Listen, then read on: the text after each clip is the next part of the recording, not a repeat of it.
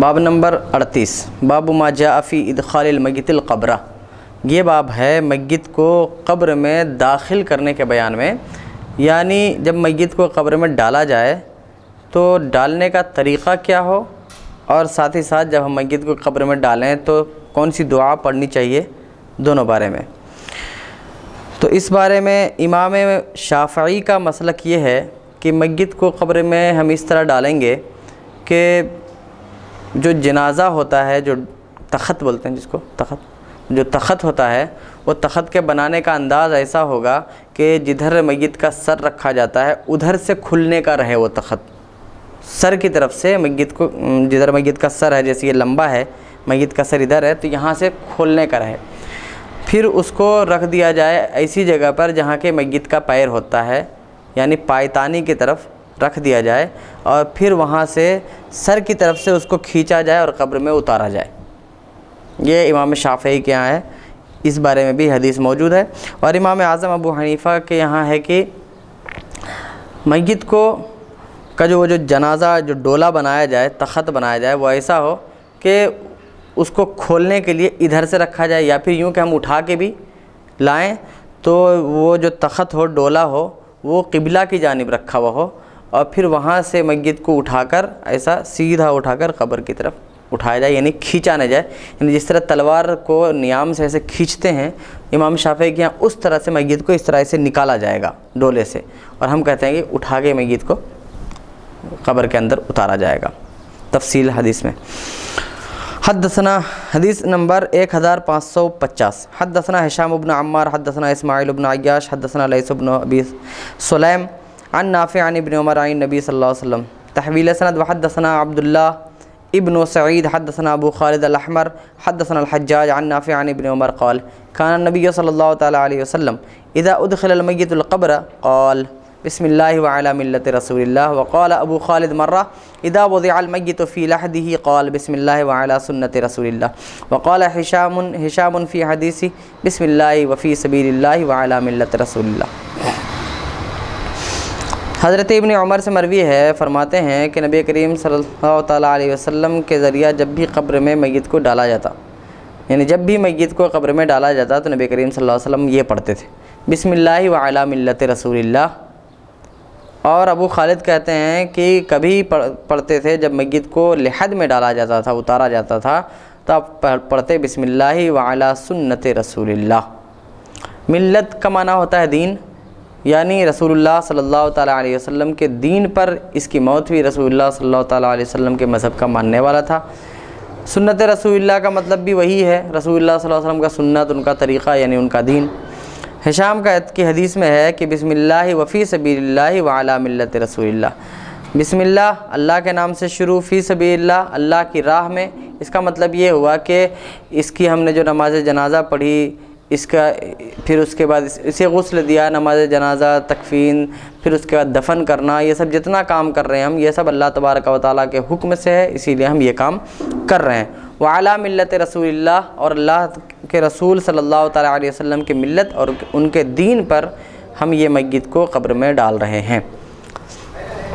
حدیث نمبر 1551 حدثنا عبد الملک بن محمد الرقاشی حدثنا عبد العزیز بن الخطاب حدثنا مندل بن علی اخبرنی محمد بن عبید اللہ بن ابی رافع عن داود بن الحسین عن ابیہ عن ابی رافع قال صلی رسول اللہ صلی اللہ تعالی علیہ وسلم سعدا ورش علی قبرہ ماء۔ حضرت ابو رافع سے مروی ہے، کہتے ہیں کہ رسول اللہ صلی اللہ تعالی علیہ وسلم نے حضرت سعد کو رسول اللہ صلی اللہ تعالی علیہ وسلم نے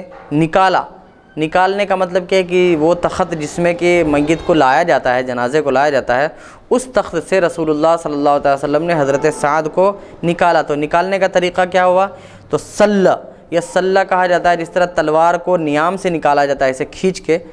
اسی طرح رسول اللہ صلی اللہ علیہ وسلم نے حضرت سعد کو نکالا ڈولے سے، تخت سے۔ تو وہ نکالنے کا طریقہ یہ تھا کہ یہ اس وقت ہوتا ہے جب کہ جیسے کہ یہ ہماری قبر تیار ہے، تو قبر تیار ہے تو قبر کے پچھلے حصے میں، یعنی جدھر پاؤں ہوتا ہے، پاؤں کے سائیڈ میں تخت کو رکھا جائے، اور وہاں پر سے پھر ایسے میت کو کھینچا جائے، سر کی طرف سے ایسے نکالا جائے، تو اس صورت میں کہا جائے گا کہ میت کو تخت سے کھینچا گیا۔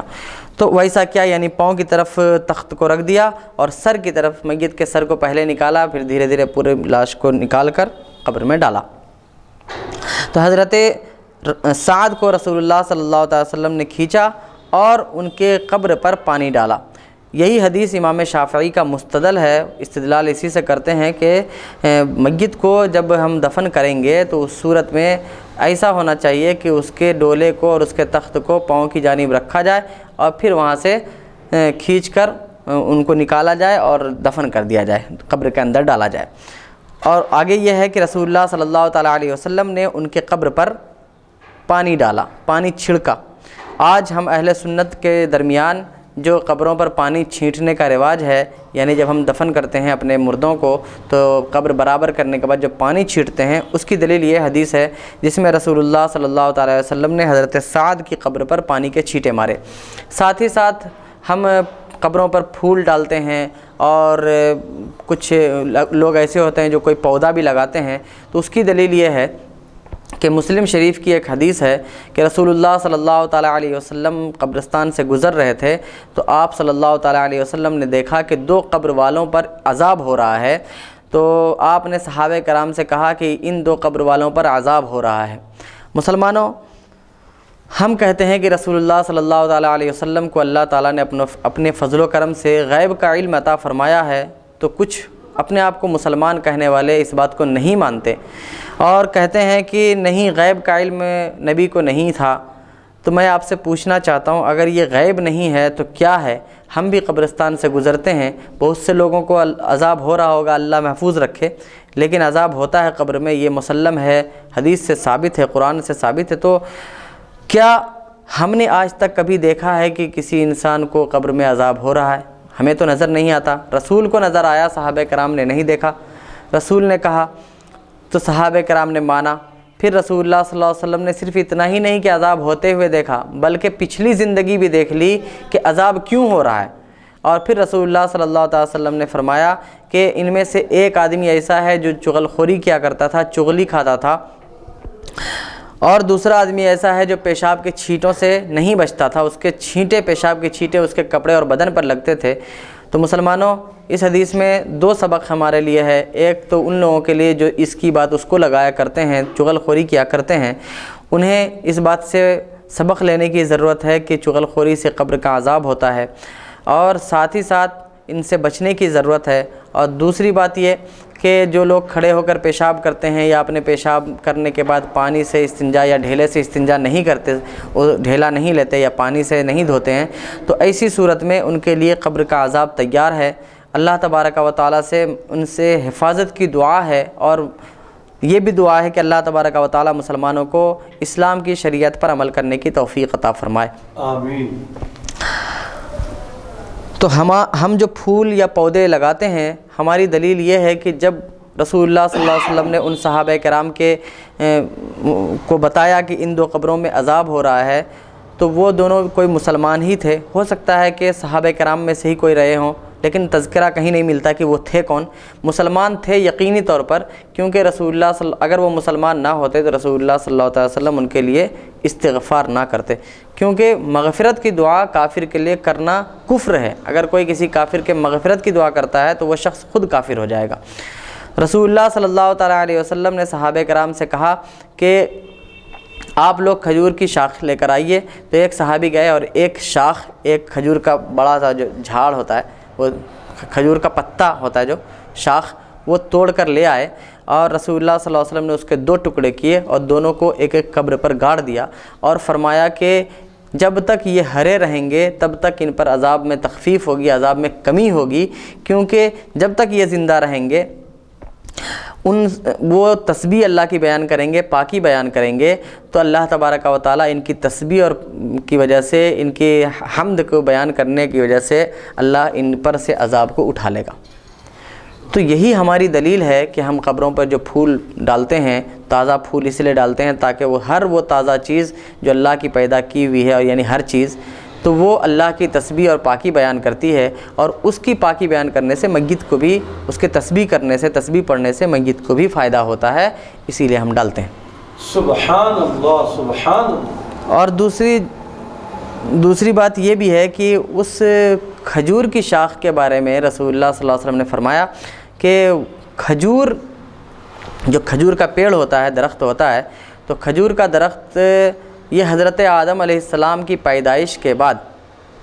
جو مٹی بچ گئی تھی، اس مٹی سے اللہ تبارک و تعالیٰ نے کھجور کا درخت بنایا تھا، اور کھجور کے درخت کی پیدائش کرنے کے بعد پیدائش اس سے ہوئی، تو رسول نے فرمایا کہ وہ رشتے میں تمہاری پھوپھی ہوئی، اور ایک پھوپھی اپنے بھتیجے کو عذاب میں مبتلا نہیں دیکھ سکتی، اسی لیے وہ تمہارے لیے استغفار زیادہ کرے گی۔ تو یہی ہماری دلیل ہے کہ ہم قبروں پر پھول چڑھاتے ہیں یا پھر قبروں پر جھاڑ وغیرہ لگاتے ہیں، یعنی جھاڑ کا مطلب کہ ایسا کوئی پودا یا پھر پھول وغیرہ کے جو پودے لگاتے ہیں، تو اس کی دلیل یہی حدیث ہے جو مسلم شریف میں روایت کی گئی ہے۔ حدیث نمبر 1552، حدثنا ہارون بن اسحاق حدثنا المحاربی عن عمرو بن قیس عن عطیہ عن ابی سعید ان رسول اللہ صلی اللہ تعالی علیہ وسلم اخذ من قبل القبلہ واستقبل استقبالا واستل استلالا۔ حضرت ابو سعید سے مروی ہے کہ رسول اللہ صلی اللہ تعالی علیہ وسلم کو قبلہ کی جانب سے لیا گیا، یعنی جب رسول اللہ صلی اللہ تعالی علیہ وسلم کو دفن کرنے کا موقع آیا، جب رسول اللہ صلی اللہ علیہ وسلم کی تدفین ہو رہی تھی ان کے وصال کے بعد، حضرت عائشہ صدیقہ رضی اللہ تعالی عنہا کے کمرے میں، ان کے گھر میں، جس گھر میں حضرت عائشہ رہا کرتی تھیں، اس گھر میں رسول اللہ صلی اللہ علیہ وسلم کا انتقال ہوا، اور اسی گھر میں ان کو دفن کیا گیا، کیونکہ نبیوں کے بارے میں یہ آتا ہے کہ نبی کریم جتنے بھی انبیاء کرام، ان کی جہاں موت ہوتی ہے ان کی قبر بھی وہیں بنتی ہے، یعنی ان کی موت ان کی قبر کی جگہ پر ہی ان کی موت ہوتی ہے۔ تو صحابہ کرام رسول اللہ صلی اللہ علیہ وسلم کو صحابہ کرام نے حضرت عائشہ صدیقہ کے گھر میں ہی دفن کیا، تو ان کے بارے میں کہا جاتا ہے کہ جب ان کو قبر میں اتارا جا رہا تھا تو قبلہ کی جانب سے لیا گیا، یعنی کہ جیسے ہوتا ہے کہ اتر سائڈ سر رکھتے ہیں، یہاں ہندوستان میں اتر سائڈ سر رکھتے ہیں، دکن کی طرف پیر رکھتے ہیں اور چہرہ قبلہ کی طرف کرتے ہیں، یعنی ہماری قبریں ایسے ہوتی ہیں، ادھر قبلہ ہوتا ہے تو ایسے ہوتی ہیں ہماری قبریں، ادھر سر ادھر پاؤں، یہ قبلہ۔ تو کہتے ہیں کہ رسول اللہ صلی اللہ علیہ وسلم کو قبلہ کی جانب سے قبر میں اتارا گیا، یہ ہماری دلیل ہے، یعنی احناف کے یہاں یہ ہے کہ میت کو قبر میں اتارا جائے گا قبلہ کی طرف سے،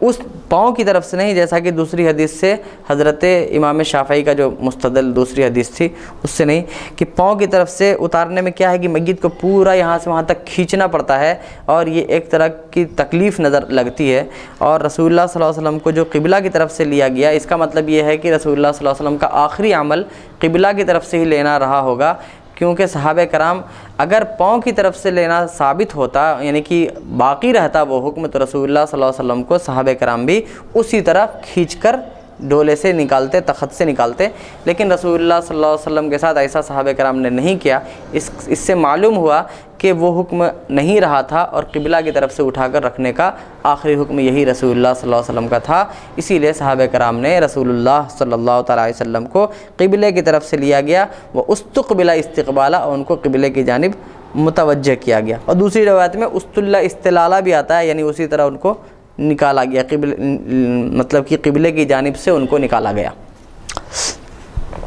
حدیث نمبر 1553، حدثنا ہشام بن عمار حدثنا حماد بن عبد الرحمن الکلبی حدثنا ادریس الاودی عن سعید بن المسیب قال حضرت ابن عمر في جنازة فلما وضعها في اللحد قال بسم الله وفي سبيل الله وعلى ملة رسول الله فلما أخذ في تسوية اللبن على اللحد قال اللهم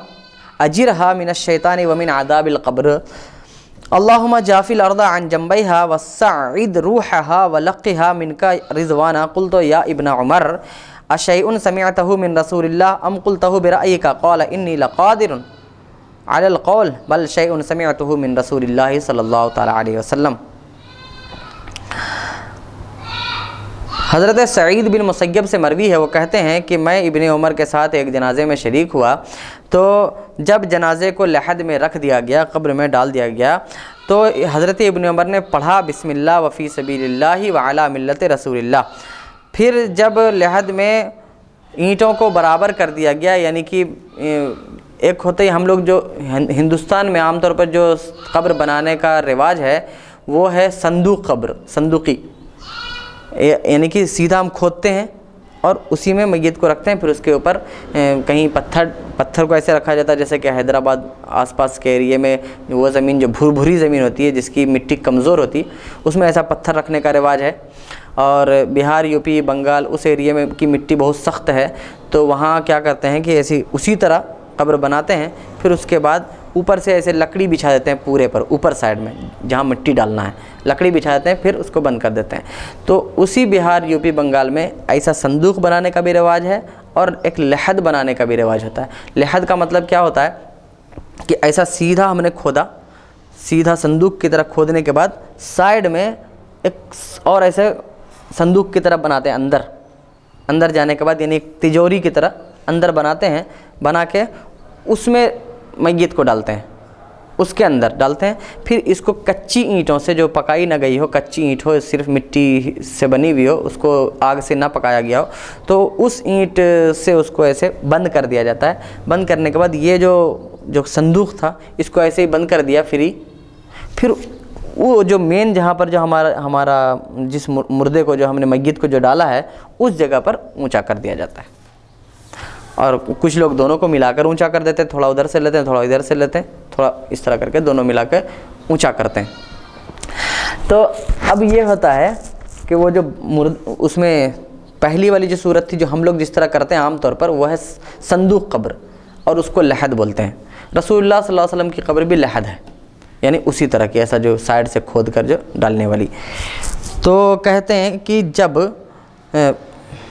حضرت ابن عمر کے ساتھ ایک جنازے میں سعید ابن مسیب شریک ہوئے, تو وہ کہتے ہیں کہ جب میت کو لحد میں اتارا گیا تو حضرت ابن عمر نے پڑھا بسم اللہ وفی سبیل اللہ وعلی ملت رسول اللہ.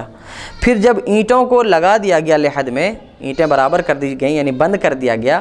تب حضرت ابن عمر نے یہ دعا پڑھی, اللہم اجرہا من الشیطان, اے اللہ اس کو یعنی اس میت کو شیطان سے اور قبر کے عذاب سے بچا. اے اللہ زمین کو اس کے پہلوؤں سے دور کر دے, یعنی زمین اس کو دبائے نہیں, یہ دعا کی زمین کو اس کے پہلوؤں سے, پسلیوں کو اس کے پہلوؤں سے دور کر دے. وصاعد روحہا, اور اس کے روح کو آسمان کی طرف اٹھا لے, یعنی اس کے اعلیٰ علیین میں جگہ عطا فرما. ولقھا منک رضوانہ, اور تو اسے اپنی رضوان اور اپنی خوشنودی عطا فرما. جب یہ دعا پڑھتے ہوئے سعید ابن مسیب نے حضرت ابن عمر کو, عبداللہ ابن عمر کو دیکھا تو وہ کہتے ہیں میں نے پوچھا اے ابن عمر کیا یہ ایسی چیز ہے جو آپ نے رسول اللہ صلی اللہ علیہ وسلم سے سنی ہے, یعنی یہ دعا, یا پھر آپ نے اپنی طرف سے یہ دعا پڑھی ہے؟ تو فرمایا انہوں نے کہ کیا میں اس بات پر میں کچھ کہنے پر قادر ہوں, یعنی میں اس سلسلے میں اپنی طرف سے دعا نہیں بنا سکتا, بلکہ میں نے رسول اللہ صلی اللہ علیہ وسلم سے سنا ہے یہ دعا. انہوں نے ایسا پڑھا تھا. یعنی ہم یہ بھی پڑھ سکتے ہیں اللہم اجرہا من الشیطان ومن عذاب القبر, یہ پڑھ سکتے ہیں. اور یہ بھی پڑھ سکتے ہیں کہ اللہم جافی الارض عن جنبیہا وصعد روحہا ولقھا منک رضوانہ. یہ جو پوری دعا ہے یہ دعا بھی پڑھیں تو ایک ہمارے میت کے لیے ہم جو ہے الگ سے اور ایکسٹرا دعا ہوگی جو ہم نے نماز پڑھنے میں جو دعا کی, یا اور بھی جو دعا کرتے ہیں اس کے علاوہ ایک اور دعا ہوگی. اور کوئی ایسا شخص پڑھے اگر اس کی دعا قبول ہو جائے تو اس میت کا فائدہ ہے. تو جتنی بھی دعائیں آتی ہیں ہم ان میں سے کسی دعا کو بھی پڑھ سکتے ہیں, اور وہ بھی پڑھ سکتے ہیں منہا خلقناکم وفیہا نعیدکم ومنہا نخرجکم تارۃ اخری. تو اللہ تبارک و تعالیٰ سے دعا ہے کہ ہم تمام مسلمانوں کو تھوڑا تھوڑا کر کے ہی لیکن سیکھنے کی توفیق عطا فرمائے, اور اللہ تعالیٰ اپنے رسول کے فضل و کرم سے ہماری دینی خواہشوں کو, دینی کوششوں کو, دینی کاوشوں کو, اور جو بھی نیک کام ہم لوگ کرتے ہیں اللہ تبارک و تعالیٰ اسے قبول فرمائے. وما علینا الا البلاغ. السلام علیکم برحمتک یا ارحم الراحمین.